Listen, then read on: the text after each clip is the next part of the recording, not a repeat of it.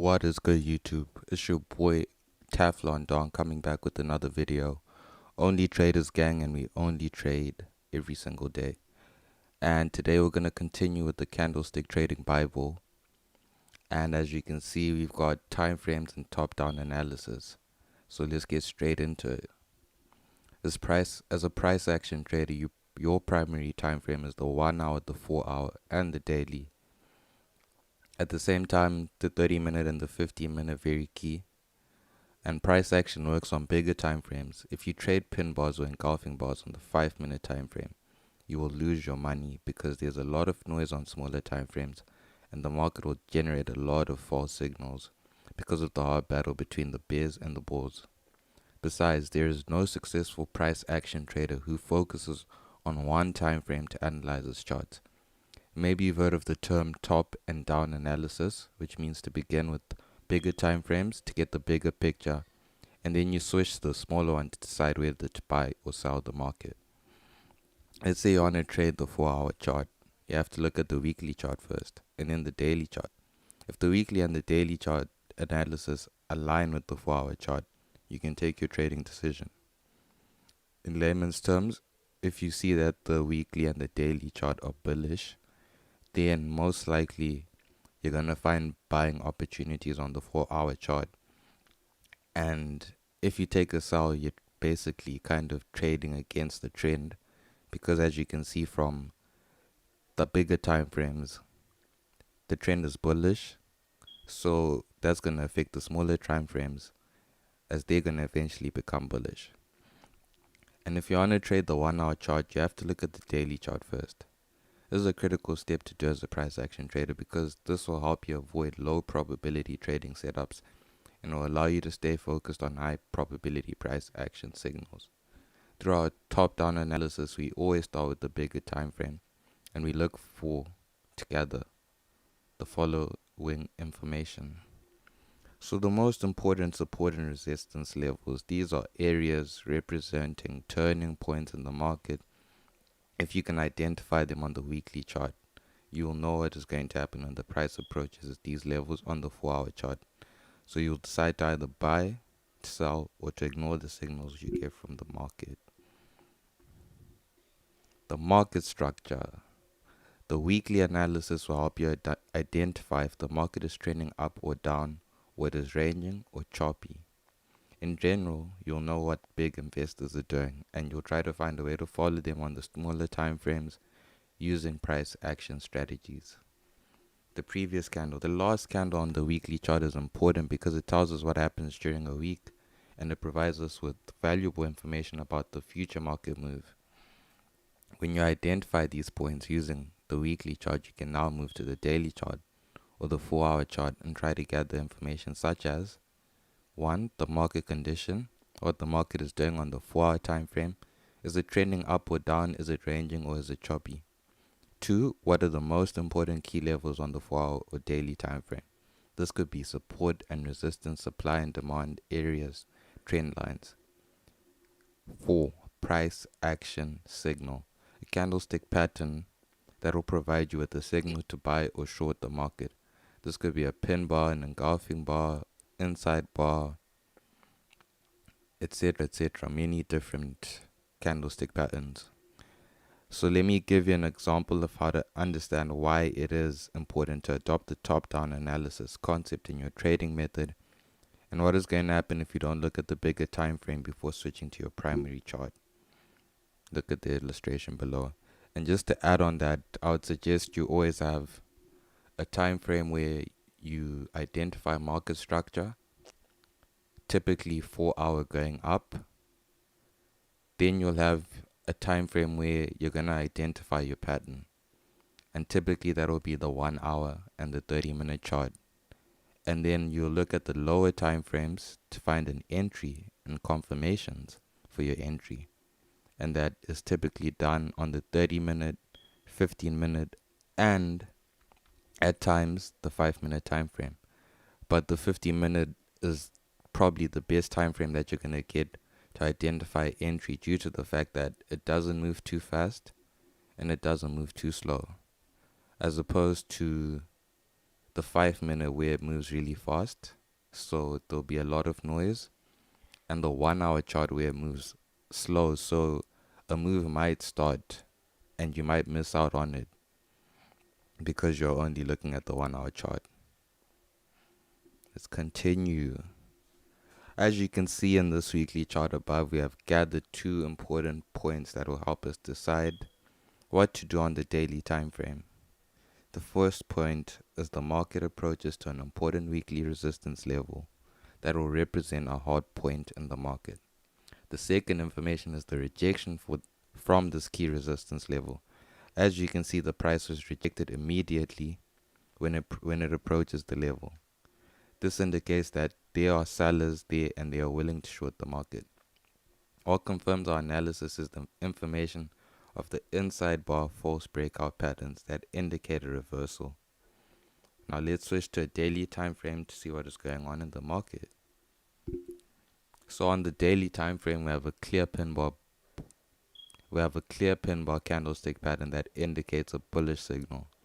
If you focus just on one time frame to make your trading decision, you'll buy the market because there is a clear pin bar signal. But if you analyze the weekly chart, you would know that there is a very powerful key level that will stop the market from going up. So it's better to think of selling the market if there's a clear signal rather than to buy it.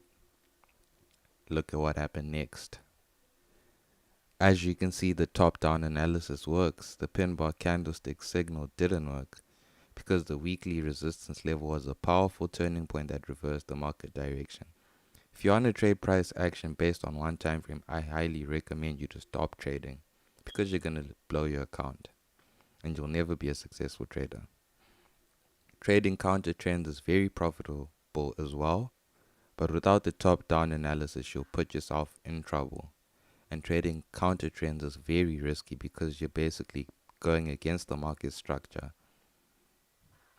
So let me give you another example to show you how you can trade counter trends using your price action trading setups in combination with the top-down analysis concept. As you can see in the chart above, price at a weekly resistance level.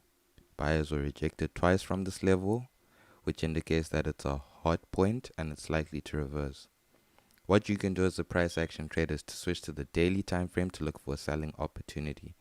If you can find a price action setup near the weekly resistance level on the daily time frame, this is going to be a high probability setup to take into consideration. Look at the examples below, and they show that the daily chart above confirms our weekly analysis. As you can see, there is a clear bearish signal near the weekly resistance level. The pin bar is rejected from that level, and there is also formation of an inside bar false breakout. This is a clear indication of a trend change. And let's see what happens next. So the example above shows that the counter trend works if it is well mastered, well timed, and if you have experience. It is a contrarian approach that requires experience. So if you are a beginner, I highly recommend you stick with the trend. Try to practice as much as you can the top-down analysis concept with the trend, and when you master trading with the trend, you can then move to trade high probability counter trend setups on your demo account. Not on your live account, on your demo account. You go and you practice on your demo account, or you backtest that shit. There are many approaches used to time the market turns and plan trades. The most of these approaches lead to greater confusion and lack of confidence in the results. Keeping the analysis simple is most often the best way to go, and top-down analysis is one of the easiest approaches that I recommend to master if you want to trade the right way. What you have to do right now is to open your charts and try to practice what you learn in this chapter. So I would suggest that all of you go on to TradingView, beautiful platform. I ain't an advocate for TradingView, but I personally know that if you are a trader, you're using TradingView. If you're just lying to us, you're going to use another charting platform. And yeah, just go onto your TradingView, try to install these concepts onto the charts. Try to go like step by step from the beginning of this video and slowly build up to a point where you've completed the chapter and you've been able to do all of the things that are required for the top-down analysis to work. Because without top-down analysis, you're not going to be a successful trader. That is a guarantee. Oh, my mama.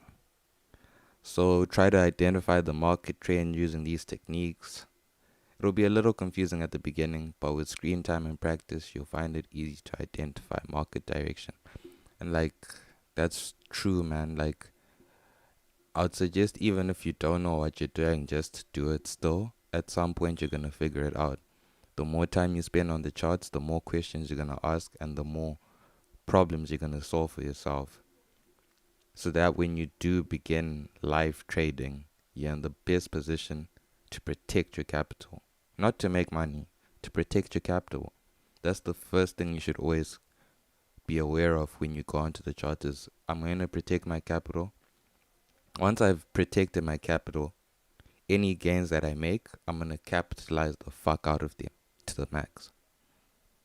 So that's how you're going to make your money. You protect your capital. And when you get that set up, when you get that perfect entry, capitalize on that motherfucker.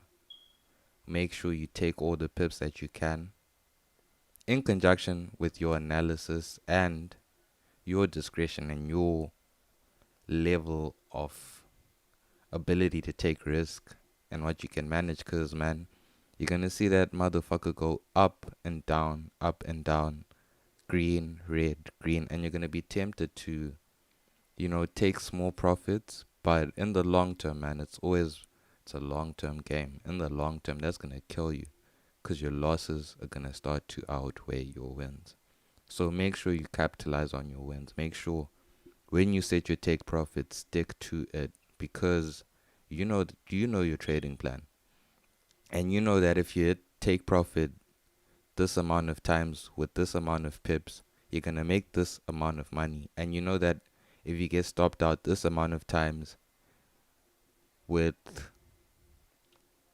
you know that at the end of the day, your wins are still going to outweigh your losses because you're going to lose. That's a guaranteed fact, man. So every day we're just trying to protect our capital, and we're just trying to stay in the game, man. So that's the key, man. Just stay in the game up until you can stop playing the game. Because some people, they come into the game, they're taken out on their first day, on their first week, never to return again. But we always come back, and we come back better, baby.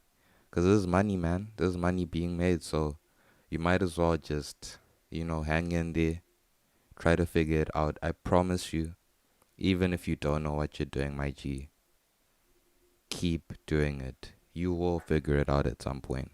With that being said, Only Traders Gang, merch coming soon. Deuces, baby.